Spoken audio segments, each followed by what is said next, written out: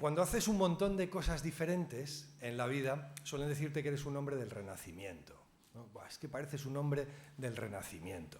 Mira, nuestro invitado de hoy, si leéis el currículum, y seguro que sin leerlo, porque la mayoría de vosotros también lo conocéis, es un hombre del Renacimiento, ¿no? Aunque también podríamos decir que es un hombre del medievo, ¿no? Porque ha estudiado y ama nuestras joyas románicas con la misma pasión que volcaron en ellas aquellos que las construyeron ideándolas desde cero, ¿no?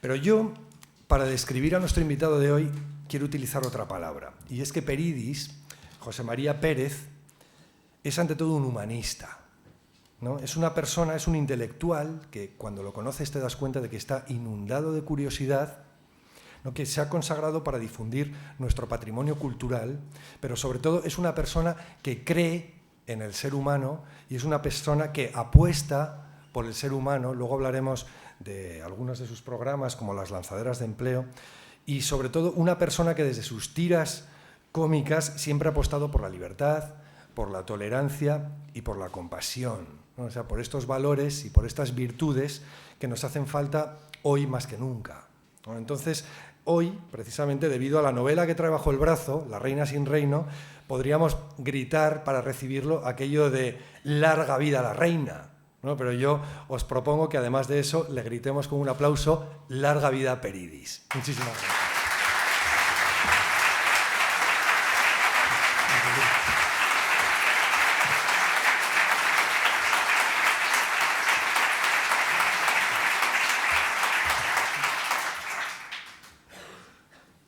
Bueno, pues larga vida a todos vosotros, a los que estáis aquí en el reino de los cielos y en el plasma. Y a ti, que también eres un hombre del Renacimiento. Cuando me enteré que me presentabas, dije, pero ¿qué carrera tienes? Si hasta es músico y abogado. Digo, bueno, lo mismo te mete un pleito. Que te lo canta. Que te canta un rock. Que te escribe unos libros magníficos. Y un placer estar aquí en La Rioja. Sois gente acogedora. Que es por el vino y por los monasterios. Los sitios que han tenido monasterios y vino desde hace mucho tiempo, ¿qué más pueden pedir? Además de un buen clima, aunque el invierno pues no es demasiado duro. Un río como el Ebro que pasa por aquí en esto y lo atraviesa. Y una tierra variada y de mucho colorido. Yo la verdad es que he disfrutado mucho cuando hacía la serie El Románico y me venía por aquí. Porque nos tratabais muy bien a los de la tele, se comía estupendamente y como veníamos en la época del otoño con las viñas ya recogidas y las hojas expandiendo los ocres y los rojos por el paisaje, pues ¿qué más se puede pedir? Y aquí una bodega y allí 5 y en otros sitios 7 y todas con etiqueta y pues muy bien, muy bien. Oye, ¿quién va a decir que no a venir en loor de multitud? Que habéis llenado esto media hora antes, pero es que no tenían nada que hacer en casa. Bueno, y vamos a hablar de La reina sin reino, de esta novela que cierra su trilogía del Románico, su trilogía medieval, como la queramos llamar, pero también vamos a hablar de él, ¿no? Del personaje, de esta persona que muchos admiráis, me consta, porque nada más pasar por fuera ya le dices, oiga, le admiro, oye, te admiro, según os dirigierais de una forma u otra. Mira, Peris, cuando alguien hace tiras cómicas durante 42 años, ¿no? Todo el mundo espera de ti que seas gracioso, ¿no? Cuando todo lo que digas. O sea, que seas ingenioso y pues ocurrente. Sí, tiene que ser... Si no queda más remedio. Pero ¿cómo eliges? ¿Cómo escoges los temas? Porque hay algunos cuyo trasfondo no tiene ninguna gracia. Claro. Sí, cuando ETA mataba a tanta gente, me tocaba todos los días hacer la tira de lo de ETA. Y la verdad es que estaba harto. Pero como no tenían foto, pues dijeron, oye, ponemos un dibujo de Peridis y así igual no es que le quitemos dramatismo, son los dibujos más difíciles que hay que hacer en la vida, porque el humor no tiene nada que ver con el insulto. Y yo oía por la radio a grandes locutores, a grandes personajes y empezaban, estos hijos de perra, no puedes hacer eso en el humor. El humor tiene que hacerse desde la inteligencia, desde el conocimiento del corazón del ser humano, desde el conocimiento del fanatismo y desde la compasión para el muerto, para el herido, para el mutilado, pero también para el asesino, que va a cargar con esa falta de sueño a lo largo de toda la vida, porque han perdido el sueño para siempre. El sueño, la confianza en el ser humano, y eso se ve muy bien en Shakespeare. En Macbeth, pues ya no van a dormir nunca, ¿no? Y entonces yo creo que es lo más difícil estar en ese punto justo de denuncia, pero también de compasión.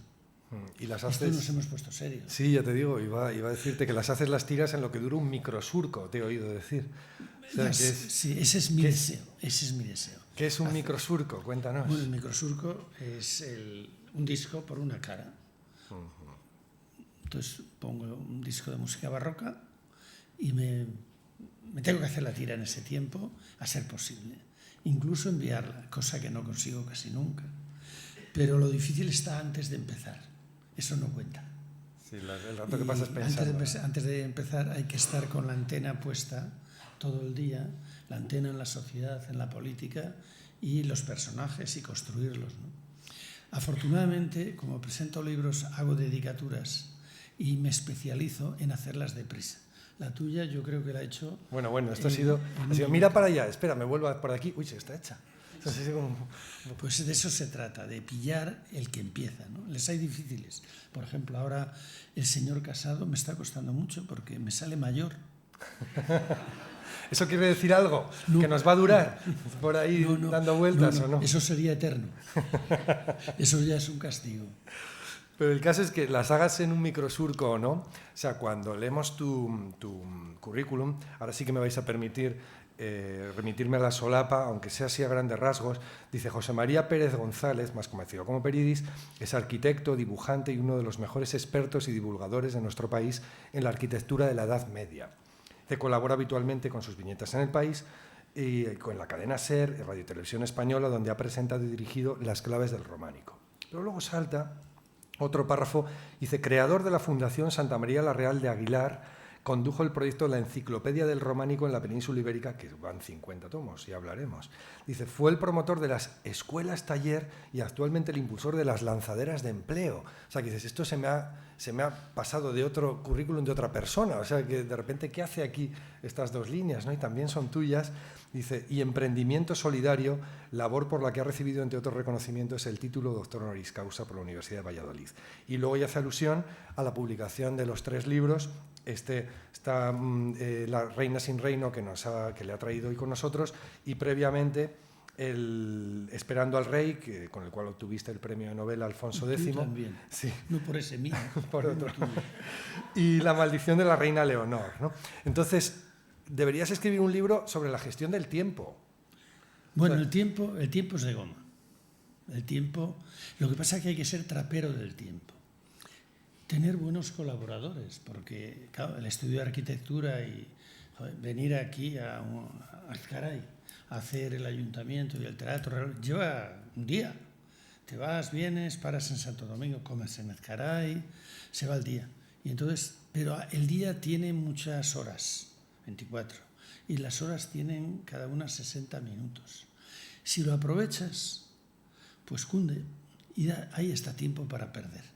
Entonces, soy un trapero del tiempo realmente, y en el momento que decidí escribir ya en una cierta edad, cuando ya no se escribe, porque casi no se ve, pues aprovechar las horas del día. Y yo he escrito mucho en el tren, yendo a Santander y volviendo. En el AVE se escribe estupendamente. No sé si habéis ido alguna vez en el AVE. Bueno, ¿pasa por aquí el AVE? No. Oh.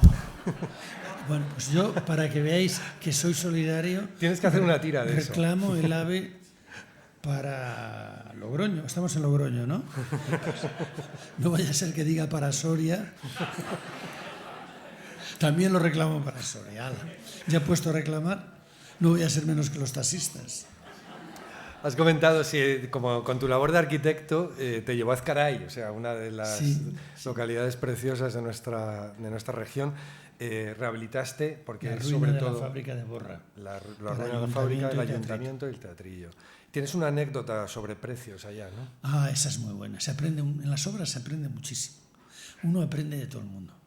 Y allí había un encargado gallego, porque la obra se la adjudicaron a la más baja y eran gallegos, porque tienen otros precios, ¿no?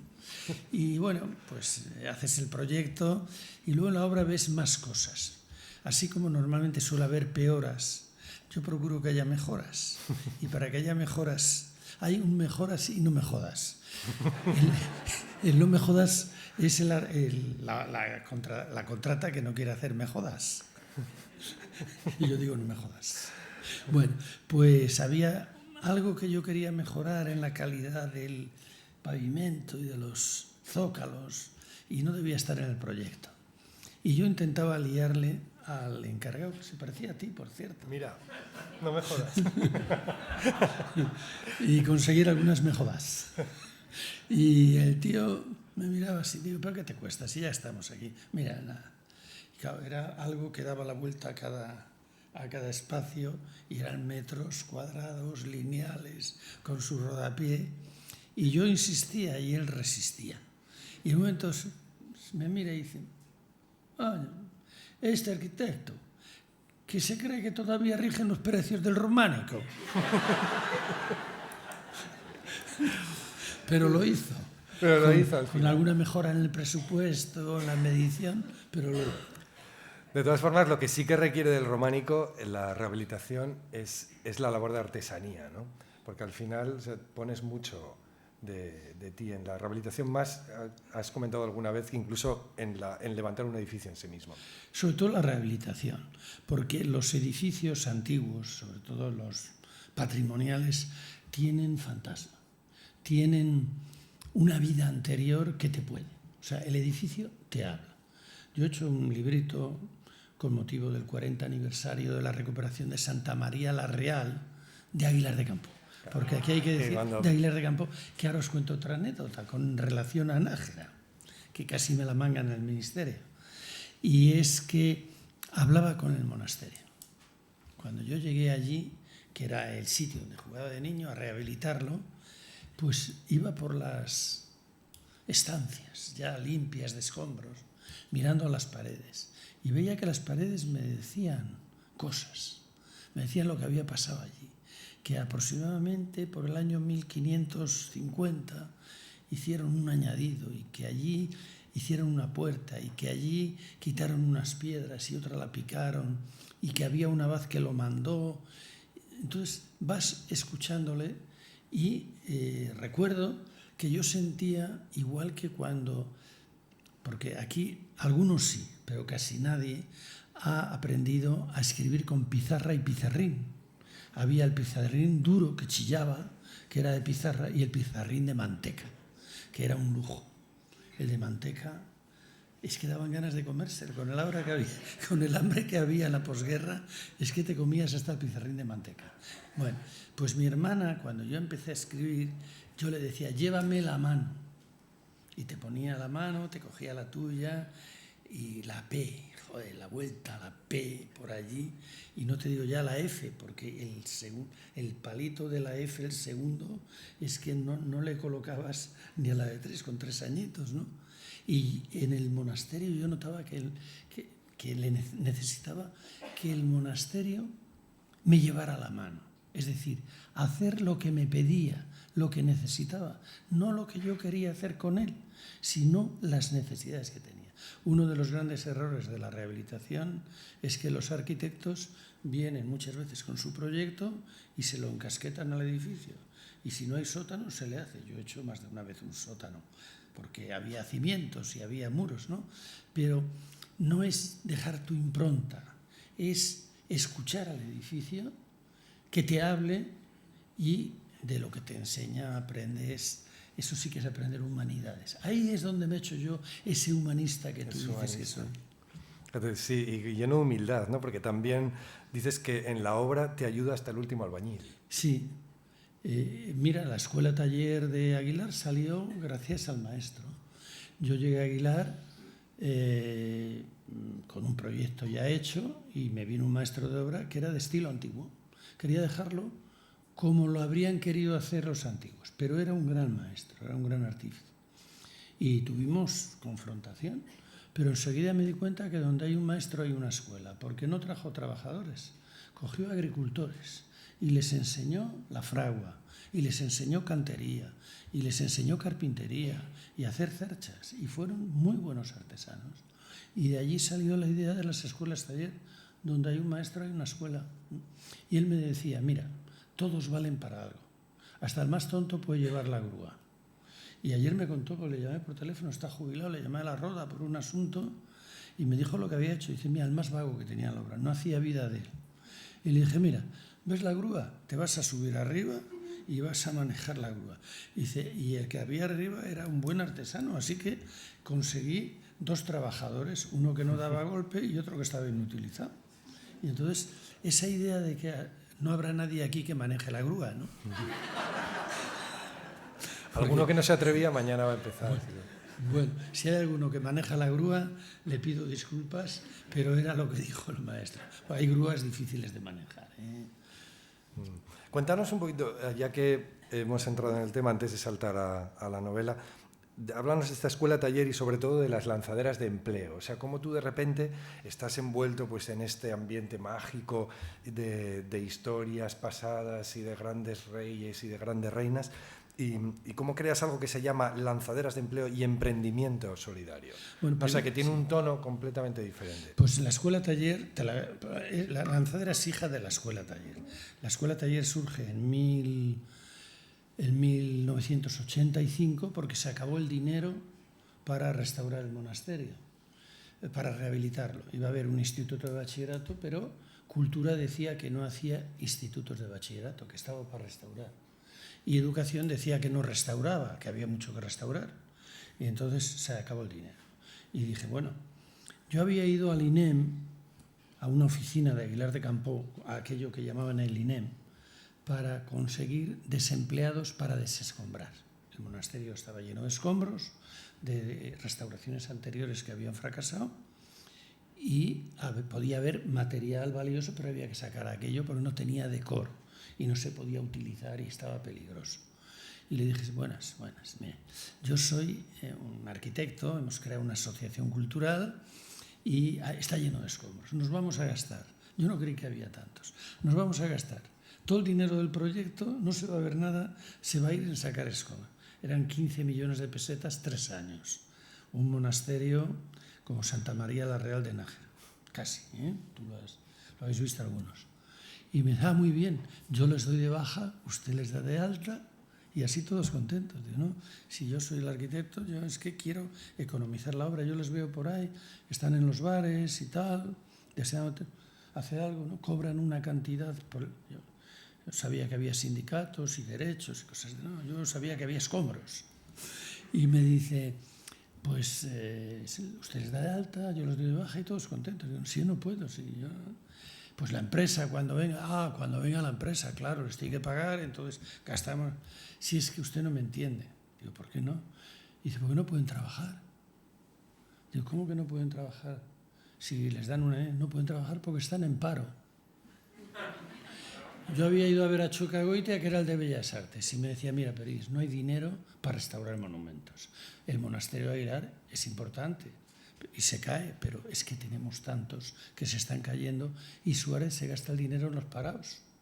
Entonces Suárez se gastaba el dinero en los parados, los monasterios se caían y no se podía desescombrar porque los parados no podían trabajar porque estaban en paro. Y digo, bueno, ¿y quién no está en paro? Los estudiantes. Entonces me fui por los bares y sacando estudiantes voluntarios para desescombrar. Y desescombramos con voluntarios. Luego vino un campo de trabajo y el maestro Canales a los chavales del campo de trabajo que no hacían vida de él, eran del FIA. Digo, ¿qué es el FIA? Dice, es un centro de formación integral de gilipollas. Somos los que fracasamos en la escuela y nos meten en otra escuela por las tardes para que estudiemos allí y nos están con el pluscuamperfecto y los logaritmos y los quebrados. ¿Para qué quiero yo los quebrados? Me decía uno. Y entonces, bueno, pues de aquellos que no querían trabajar, un día en la sala grande estaban los artesanos del monasterio poniendo baldosas en el suelo. Yo ya les íbamos a echar porque no hacíamos vida de ellos. En Santander desvalijaron las cabinas, queríamos que vieran el mar. Ellos solo veían cabinas telefónicas y que la gente no les conocía. y desvalijaron la mitad de las cabinas de Santander. Fue una operación gloriosa, ¿no? Tiene un recuerdo de Santander fantástico. Y entonces es que no hacíamos vida. Y digo, bueno, pues por lo menos que vean los talleres, la cantería, la fragua y tal. Llegamos a la sala, están poniendo baldosas los maestros y dice uno, me deja poner una, otro, me deja a mí, yo hago pasta. Y me di cuenta que no querían limpiar aquello ni nada, que querían trabajar. Y le dije a Francisco, el que me decía que hasta el más tonto puede llevar la grúa, espero que no haya nadie de la grúa, y los distribuimos por los talleres, mano de santo. Se quedó con Perico, tenía 14 años o 15. Vino la inspección de trabajo, te están explotando, pero bueno, hijo mío, el Estado te protege para casa. Otra vez a las cabinas telefónicas, ¿no? Me di cuenta de que los chavales podían aprender un oficio rehabilitando patrimonios, pero había que convencer al gobierno, conseguir fondos europeos en el año 86 que entrábamos, y bueno, en el mes de mayo me encontré con Almunia, le regañé porque había mucho paro juvenil. ¿Tienes una idea? A buenas horas se le ocurrió.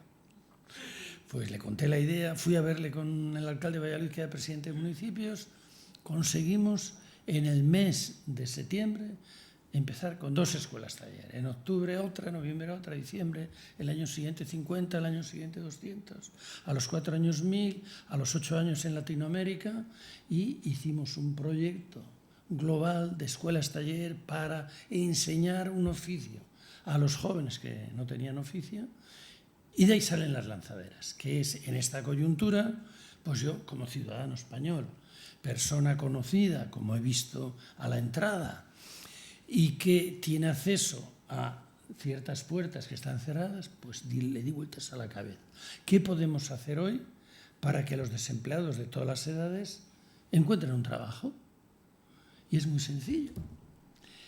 Un desempleado es como una casa deshabitada. Entra las tejas, se caen las tejas, empieza la depresión, te quedas en casa, te descuidas, pierdes amigos, bueno, entras en un circuito de expulsión del sistema. Y yo decía, pero si hay desempleados tan valiosos, ¿por qué no se juntan en una oficina y se ayudan los unos a los otros con un coordinador? Entonces, ¿qué es una lanzadera? Es un equipo de desempleados voluntarios visibles, porque lo peor es la invisibilidad, activos y solidarios. Voluntarios visibles, activos y solidarios. Bueno, había que empezar a convencer poco a poco. Aquí la UNIR vino a vernos e hicimos la primera lanzadera. Creo que aquí debe haber algún sujeto o sujeta.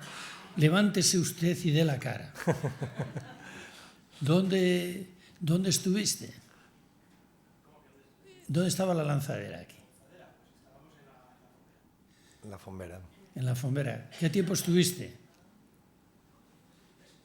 6 meses. ¿Encontraste trabajo? Habéis visto que viene preparado.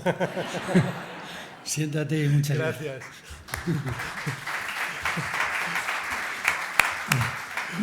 Y era, la gente decía, pero ¿cómo van a trabajar? Igual que los jóvenes, son unos vagos y tal. Pues sí, de todas las profesiones, unos enseñan a otros, se ayudan, hacen dinámicas, recuperan la autoestima, hacen 20 amigos, que es lo más importante, y en estos momentos pues ya ha habido 10.000 personas que han pasado por las lanzaderas, o 12.000, hemos conseguido 12 millones del Fondo Social Europeo y 6 o 5 de la Fundación Telefónica, y ahora mismo pues puede haber funcionado 80 o 100 en toda España. ¿Esto qué quiere decir? Que todos podemos hacer algo por los demás. Que los que estamos en una situación privilegiada se nos pueden ocurrir cosas o ocurrirse a otras personas e ir a puertas donde esos proyectos pueden encontrar apoyo y ponerse en marcha. Entonces, esto ha sido el 50% de mi tiempo y de mi vida con la recuperación del patrimonio en los últimos años, porque me ha llevado más tiempo que la novela, que la tira y que todo lo demás, pero es una de las cosas que ha valido la pena. O sea, has estado rehabilitando la conciencia social. Antes rehabilitábamos patrimonio con desempleados y ahora desempleados restauran a desempleados. Qué y bien. es lo mejor. Y entre tanto, claro, y de una medalla que te conceden aquí, otro premio allí y tal, todavía tienes tiempo. Me voy a escribir una trilogía de la Edad Media. Bueno, ¿Qué tal? yo pensaba escribir una novela. ¿Cómo, Y de una dónde novela surge? del monasterio de Aguilar. Sí, esa vocación de escribir. Quería contar la historia del monasterio y entonces me di cuenta, en un momento determinado, que el rey Alfonso VIII de las Navas de Tolosa era dueño de la mitad del monasterio, por herencia, y que los Lara eran dueños de la otra mitad. Y yo, pues si por aquí pasa la historia de España, pero Claro. bueno, no solo tenemos galletas, tenemos historia. Y luego, pues que la minoría de Alfonso VIII fue tremenda por la lucha entre los Lara y los Castro. Y luego que el que media, porque allí había unos clérigos dúplices, es decir, que tenían mujeres, hijos, bastante, no digo degenerados, sino fuera de lo que era el rigor de los cistercienses y premonstratenses. Y los reyes quieren traer al cister, que es la orden más moderna que viene de Francia y que son más rigoristas que los propios benedictinos. Y estos traen a los premonstratenses a Herrera de Pisuerga, pero les dan una parcela mala. Y lo de Aguilar era mollar. Aparte que olía galleta ya en la Edad Media, un río como el Pisuerga, que desemboca en el Ebro, como todos sabéis, habría querido desembocar en el Ebro. Y venía el Ebro. Si vais a Aguilar de Campoo, veis y veis el mapa, va el Pisuerga derecho al Ebro. Pero, por eso de las curvas de nivel, hace así. Y toma, que se va para el Duero. Y yo por más que le decía, pero Pisuerga, que te toca ir al Duero. Al Ebro. Digo, al Ebro. La cabra tira al monte. Claro. Pues en vez de pasar por la red, fijaos lo que sería ahora el Ebro si hubiera conseguido el Pisuerga en cabecera casi. Bueno, O sea, que en realidad llegas a la literatura a partir de la arquitectura y de tu amor también por este monasterio, pero tu padre ya estaba ligado de alguna forma a las novelas, por no decir a la novela. mi padre en la posguerra, no, en la anteguerra, vendía novelas por entregas por los pueblos mineros de Palencia. Y nos lo contaba a los niños porque nos decía novelas. Y decía que era en veneno puro, que salían las mujeres a pedir la hija del presidio. Es que no había series como Juego de Tronos, otras que hay por ahí, que pues ellas tenían sus novelucas y pensaban pues se entretenían, ¿no? Y él pues iba al mes siguiente con la otra entrega y llevaba el fardel, iba llevando las novelas por entregas. Sí, pero bueno, gracias a La reina sin reino y a Esperando al rey, a La maldición de la reina Leonor, nos damos cuenta de que Juego de Tronos se quedaría muy atrás si hiciésemos nuestra propia serie. Sí, Porque tenemos distintas regiones, distintos climas, distintos recursos en cada una de ellas. Bueno, aquí hay unas guerras. Primero son guerras entre familiares, que son las guerras buenas, como las de las herencias. Las familias se llevan bien hasta que se muere el abuelo. ¿Cómo le querían al abuelo todos? Y además todos eran los favoritos del abuelo, porque los abuelos son muy cariñosos. Y todos quieren los recuerdos, pero a ser posible en efectivo. O en fincas, ¿no? A mí me lo ha dicho el notario. Y esto pasa igual. Los reyes eran primos hermanos, pero se mataban entre ellos por unos castillos de aquí a allá o por un reino entero. Juego de Tronos, esta novela es como Juego de Tronos, pero mejor, con reyes de verdad, y en vez de dragones tenemos obispos. Y es verdad, porque los obispos entonces tenían más poder que los dragones ahora. Incluso los obispos ahora tienen más poder, bueno, menos que los tiburones de Wall Street, es cierto, pero más que los dragones sí. ¿Por qué digo esto? Eran señores de un amplio territorio, señores, con señorío y dueños de ese territorio y un poder extraordinario. La prueba que tenían poder que hacían catedrales, en vez de hacerse una adosado o un chalet en una parcelita, palacio episcopal y catedral. A ver cuándo han hecho eso los dragones. Además estaban en una cueva y echaban fuego por la boca. Y los obispos les echaban incienso. Y vamos, hasta excomulgaban, ¿eh? O sea que poder. Y son definitivos. Y aparte, el obispo fundamental de esta novela, que es don Rodrigo Jiménez de Rada, sabía 7 idiomas en aquellos tiempos. era enviado del Papa. Tenía una biblioteca extraordinaria, una parcelita en un pueblo de Guadalajara, que era el sitio donde él descansaba. Fue canciller real, confesor de la reina, y en la novela estaba un poco enamorado de la reina. ¿Habéis leído alguna novela que haya un obispo enamorado? Que además es historiador, y además es guerrero, y además es embajador, y además escribía muy bien. Pues a la reina no es que le hiciera tilín, pero estaba muy a gusto al lado del obispo, le encargaba misiones comprometidas. Y él, cuando iba a ver a la reina, se bañaba, se perfumaba, se cepillaba los dientes, cosa que los guerreros no hacían. Ni siquiera don Diego López de Haro, que le tenía casi celos al obispo de Toledo por el cariño que le tenía también a la reina. Y al final es el que hace la historia de ese momento, porque la historia la hacían también los obispos.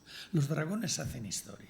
Y luego Juego de Tronos, porque se desnudan 4, según me han contado, que yo no lo he visto.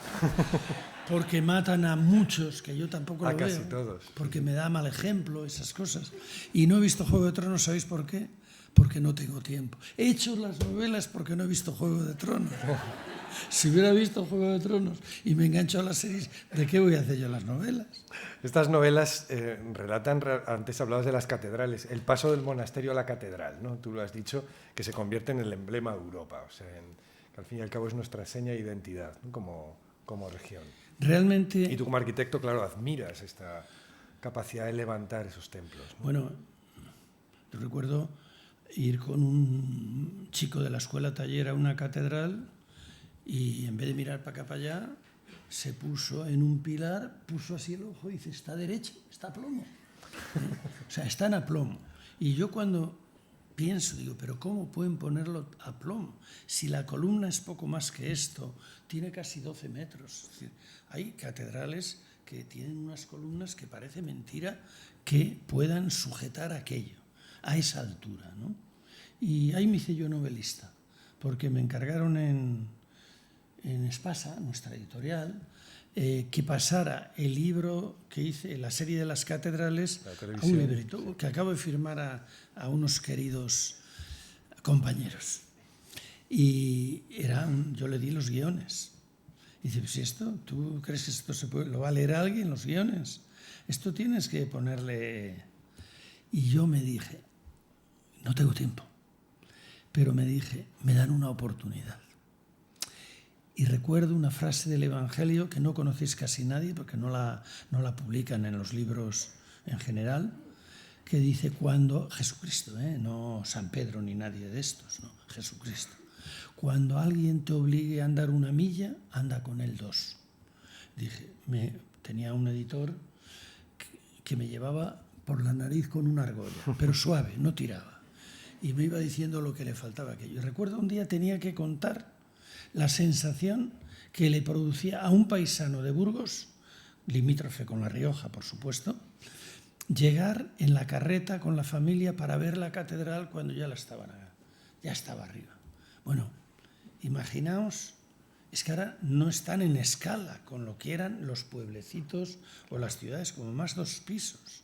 O sea, un edificio que llegaba hasta el cielo, por fuera, con esas esculturas policromadas. Y luego entraba dentro el incienso, los coros, los canónigos, las vidrieras. Bueno, se perdían allí. Y entonces ellos pensaban que grande creencia y religión era aquella, que valía la pena pagar los diezmos, cosa que pagar los tributos con alegría, pero claro, viendo que te habían destinado el dinero a hacer aquella maravilla que era el orgullo, y es el orgullo de la ciudad.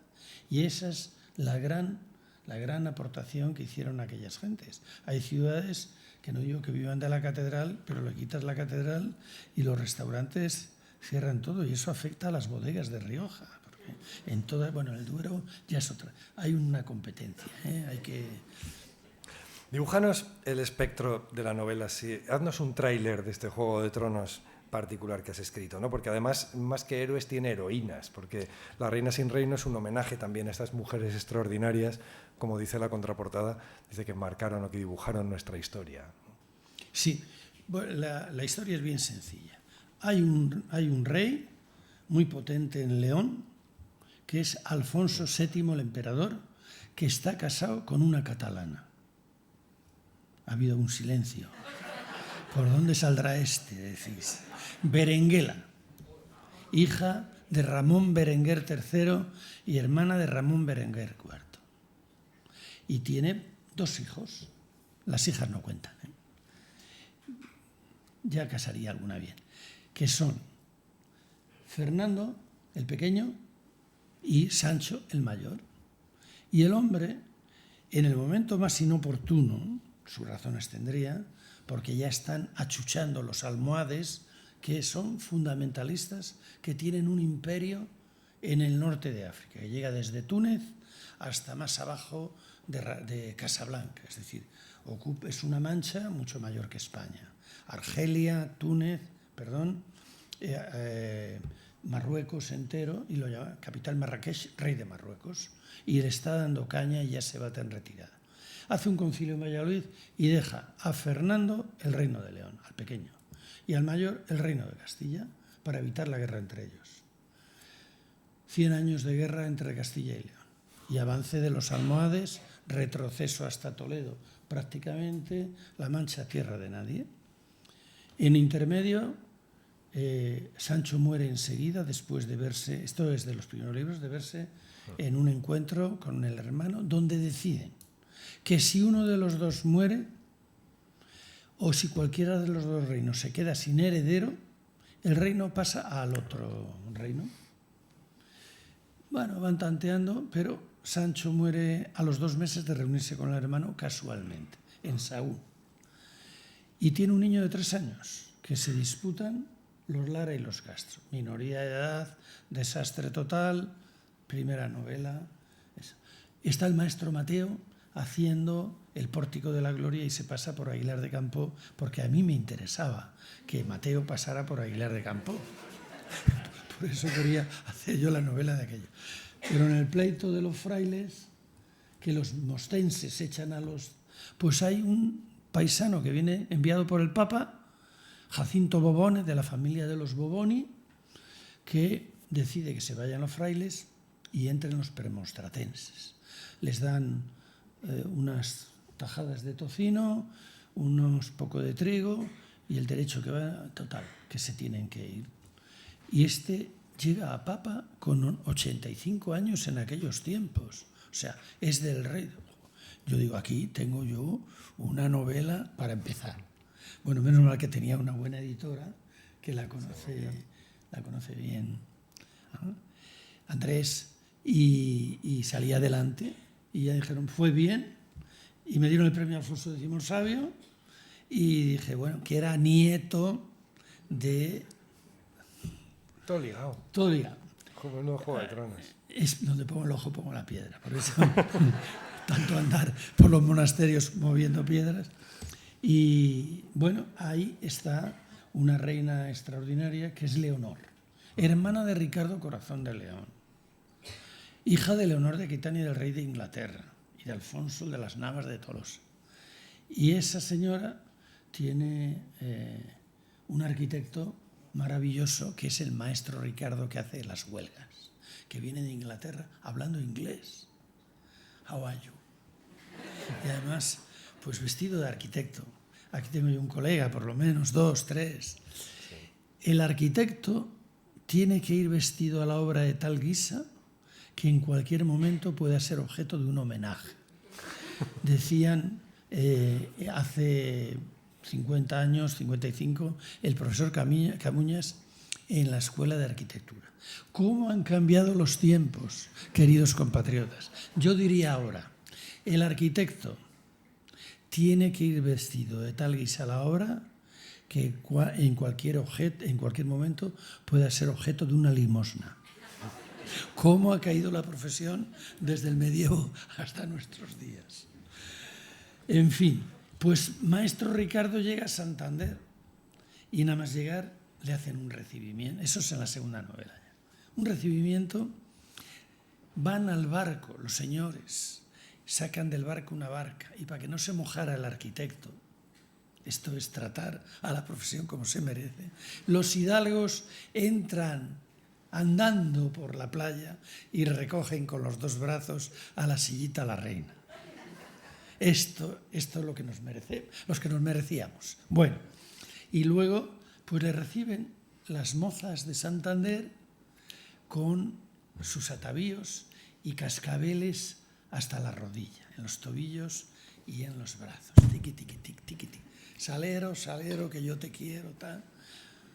Bueno, todos andando, había una cuesta, le suben a una mula como a Jesucristo el día de las palmas, pero en vez de haber palmas, a Jesucristo no le recibieron las mozucas, sino de qué se deja crucificar, de qué.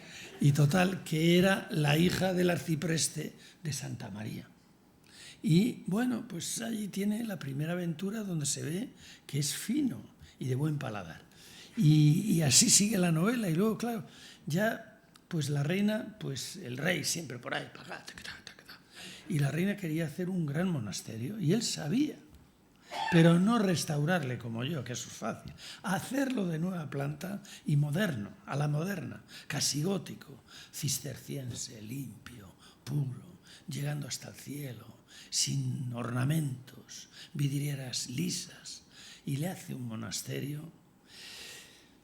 Intiman un poco, tal cual, y así pasa la novela con la batalla de las Navas de Tolosa, bien narrada. Y luego viene la reina sin reino, que se le van muriendo los hijos al pobre rey y que le toca a la reina reinar. Y gracias a un riojano, el rey gana las Navas de Tolosa, y gracias a un riojano, que es casi el primer ministro, don Diego López de Haro. Sé que habéis venido de Haro masivamente a esta conferencia para honrar a vuestros antepasados. Y don Diego llega hasta donde puede llegar, que es que cuando más se le necesita, y Enrique, el ultimogénito, que tiene que dejarle Berenguela, que es la primogénita, el reino al ultimogénito, porque es varón, va y al niño se le cae una teja en la cabeza y poco después don Diego se muere y se queda, ha sido el que ha hecho de testamentario, es en quien el rey, antes de morirse, y la reina Leonor depositaban toda la confianza en la minoría de edad y se muere. Y aquí empiezan las tribulaciones de mi querida reina Berenguela, porque se le sublevan los Lara y tiene que salir huyendo y le quitan el niño, y al final, ¿quiénes ayudan a Berenguela? ¿Quiénes? Los Haro, los Cameros y los Meneses, que son el obispo de Palencia y don Tello y sus hermanos, don Pedro y don... para que veáis. Y esa es en parte la novela, pero en medio, la novela está en medio, ¿eh? Ahí. Eso no cuentes demasiado, porque entonces hemos terminado aquí ya. Antes de dar paso a las preguntas, si alguno queréis hacer alguna pregunta o darle enhorabuena por todas estas cosas que se merece tanto, has hablado de gótico, hemos hablado de diferentes estilos arquitectónicos, pero te quiero preguntar una cosa. ¿Qué tiene el románico que a todos nos encandila? Y más con algunas maravillas que tenemos alrededor en esta tierra. Pues tiene algo... O sea, como arquitecto, como conocedor, como estudioso, como amante del medievo. O sea, ¿qué tiene el románico? El románico es el arte que hacíamos como sociedad cuando éramos niños y veíamos la vida con ojos de niños. Ellos tenían Roma a la vista, porque quedaban sarcófagos, había vestigios. Y ya sabéis lo que decían en el Renacimiento. Todo lo que fue Roma lo enseñan esas ruinas. Lo aprenden todo en las ruinas de Roma. Pero viajaban y bueno, conocían templos románicos, conocían la bóveda por lo que quedaba de algunas basílicas y sobre todo de las termas, ¿no? Entonces hacen un arte traído de un lado a otro de Europa por los monasterios. Por cierto, Cluny es la primera multinacional del mundo. Luego hablamos un poco del purgatorio. No me quiero ir de aquí sin hablar del purgatorio, porque es cuando se funda la mayor empresa que ha habido nunca en el mundo. Con la fundación del purgatorio se consigue... Pero esto lo digo como añadidura si tenemos tiempo. El románico tiene arquitectura, tiene escultura, tiene pintura y está en el paisaje. En cualquier pueblecito del norte de Palencia, o en muchos, te encuentras un arte gratuito, sensorial, que se dirige no al intelecto, como el Renacimiento, ni es tan impresionante como el gótico, pero está hecho a escala humana. Es no diría gótico de bolsillo, es un arte de bolsillo. Hay pueblos donde la iglesia es una casa más, pero una casa con sillares, con canecillos, con ventanas de medio punto, con una portada llena de arquivoltas, donde te cuentan historias o hay una decoración. Entonces, es un arte hecho para los sentidos y te entra a la primera vista. Si entras dentro, te protege esa bóveda y esa oscuridad del misterio y no es la luminosidad del gótico. Y si vas por el paisaje y ves una colina hermosa, no te fijas. Pero si en esa colina hay una iglesita románica, esa colina se convierte en un espacio trascendente, donde el hombre realizaba unos ritos. Probablemente hubo un templo anterior, pero lo que nos muestra ese espacio es que era el punto de contacto con la divinidad, que el hombre sentía que, aunque muriera, dejaba algo. Quizás había otra vida, sí, le predicaban que había otra vida. Y entonces construye un ámbito trascendente, que además ha sido el ámbito del rito y del homenaje. El rito del matrimonio, el rito del bautismo, la iniciación a la vida, el del funeral, y al lado del cementerio para que tu cuerpo o tus restos no se perdieran por ahí, sino que estuvieran en lo más alto de la colina o en el lugar sagrado del pueblo, y convertía en sagrado porque era el lugar de la habitación del espíritu, por un lado, y del cuerpo y de los restos del hombre, por otro lado, ¿no? Bueno, pues antes de daros la palabra, y como da gusto leerte, da gusto verte en las tiras, pero también da gusto escucharte, vamos a darle un aplauso fortísimo y las gracias por haber estado aquí. Vamos a preguntar.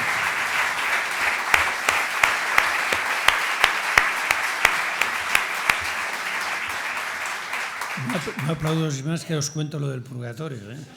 Ah, sí. Que no sea por mí. Bueno, el purgatorio. La religión mosaica y la primera religión cristiana tenían un defecto. Y ese defecto era el infierno. Es decir, es que si te condenabas, es que te condenabas para siempre, pero es que era eterno y te daban tormento. Y además, si era uno de tu familia o podía ser tú, eso tenía mal apaño y no daba buen resultado. Entonces, a alguien se le ocurrió lo del purgatorio y dijo algo muy sencillo: si Dios es bueno, o dicen que es bueno, y nos quiere tanto y nos ha venido a redimir, si el infierno es un fracaso también de Jesucristo en la cruz, porque si resulta que mucha gente no se salva, ¿para qué ha mandado Dios a su Hijo a este mundo? Esa es la explicación teológica. Luego hay una explicación económica. Y es, vamos a ver, ¿y si hubiera un sitio ahí intermedio? Infierno le vamos a dejar, porque viene bien decir que os vais al infierno. Eso da mucho miedo. Pero si una vez que te mueres, a lo mejor en el último momento te has arrepentido. ¿Quién sabe si estás arrepentido cuando te dieron la extrema unción? Y además, ¿no dijo Jesús a Pedro: todo lo que ataréis en la tierra quedará atado en el cielo, los sacramentos, y todo lo que desataréis en la tierra quedará desatado en el cielo, la confesión, el perdón? Bueno, aporta inferi, que decían en los funerales. Si nos dais para unas misas a perpetuidad, bueno, ya si es a perpetuidad, tiene que ser la herencia completa. Pues es imposible que si nosotros le decimos a Dios y le rezamos todos los días por el alma de este pecador, porque sí era pecador, pero a lo mejor se arrepintió y a lo mejor le tenemos en el purgatorio una temporada, porque ha pecado y no se va a ir de rositas. Pero tantas misas nuestras, con estos donativos tan generosos, ¿cómo no le vamos a evitar las penas del infierno? Y de ahí surge, pues, la primera entidad de seguros. Seguro, mira, no hay ningún invento. Ahora dicen las startups, el emprendimiento. Seguro de vida eterna. ¿Dónde reclamas? Porque al seguro tiene que pagar. ¿Cómo verificas? No que has dicho las misas, que doy por supuesto que se dicen a perpetuidad. Aunque el monasterio dure 300 años, es bastante perpetuidad. Pero a perpetuidad. Se lo creyeron de tal manera que Ricardo Corazón de León, que era un hombre pecador, porque era homosexual y estaba mal visto por lo de Sodoma y Gomorra, y no había esta liberalidad de costumbres que hay ahora, que si lo viera Ricardo Corazón de León, pues diría que ya era hora. Pues cuando se moría, dijo en su testamento, dijo, esto le doy a esto, y pido estar en el purgatorio hasta el último día, hasta el día del juicio, pero ni un día más. Claro, lógico, el purgatorio se acababa el día del juicio final. Si al juicio final ya se había extinguido la humanidad, ya no quedaba nadie, ni para misas a perpetuidad, ni para nada. Se lo creyó. Y de ahí salió el cisterno Cluny, que hizo un monasterio, aparte con mucho dinero del rey de Castilla, Alfonso VI, que casó a todas sus hijas con príncipes borgoñones. Y sobre todo, que yo creo que purgó lo de su hermano Sancho, que Bellido Dolfos le mató, y matar a un hermano rey es mucho pecado, casi tanto como los pecados que cometía Ricardo Corazón de León. Y por eso quizá para expiar sus pecados, pues venga a mandar dinero a Cluny, las parias, todo el dinero de las parias de Toledo directamente a Cluny. Porque en eso sí eran muy hábiles los benedictinos en conseguir donativos. Como las entidades culturales, excepto las que estáis bajo el patrocinio de las cajas, que no tenéis que pedir a nadie, lo tiene la caja. Pero los que no hemos tenido caja de ahorro detrás, hemos tenido que hacer muchas oraciones. ¿Sabéis cómo pedía yo? Lo aprendí, me perdonas, ¿eh? ¿No? Lo aprendí en el colegio. Para rezar hay que tener atención, humildad, confianza y perseverancia. ¿Qué es orar? Levantar el corazón a Dios y pedirle mercedes. Cualquiera que está en una entidad cultural, y yo he estado 40 años, tiene que aprender a pedir. Y yo aprendí a pedir en el cuadro de las lanzas. Ya veréis de qué manera. El cuadro de las lanzas están Spínola y Nassau en primer plano, y Nassau le va a entregar las llaves de Breda. ¿Cómo hay que pedir?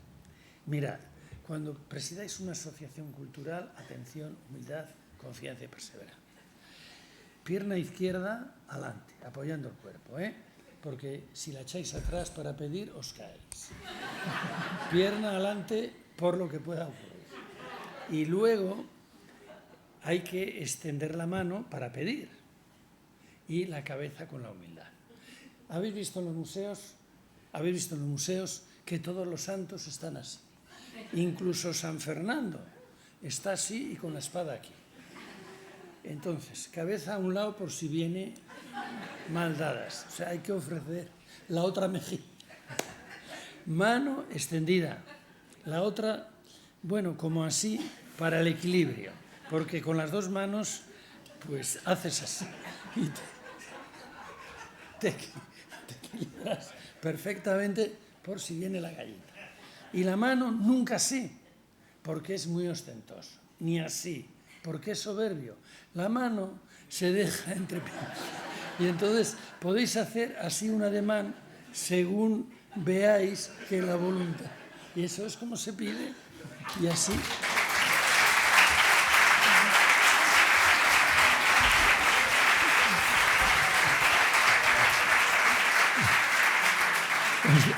Os diré que la primera representación que hice de esto fue con el obispo de Huesca No daba crédito a sus ojos. No le dije lo del purgatorio porque entonces me había puesto la cara así. Mil gracias por estar aquí. Gracias a ti, querido José.